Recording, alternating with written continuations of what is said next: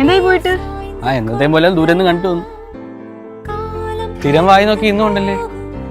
അല്ല, നിനക്ക് റിലേഷൻ ഉള്ള കാര്യം നീ ഇതുവരെ പറഞ്ഞില്ല. എടാ, ഞങ്ങള് പെൺപിള്ളേർക്ക് ആൺപിള്ളേര് പുറകെയൊക്കെ നടക്കുമ്പോൾ ഒരു സുഖം, അത് നിനക്ക് പറഞ്ഞാൽ മനസ്സിലാവത്തില്ല. എടി, അവളും ഇപ്പൊ എന്നോട് അങ്ങനെ ആയിരിക്കുമോ കാണിക്കുന്നത്? അതിനൊരു ഗ്യാരണ്ടി ഇല്ല. അവളൊരു പെണ്ണാണ്. ബ്രോ നീ വന്ന്.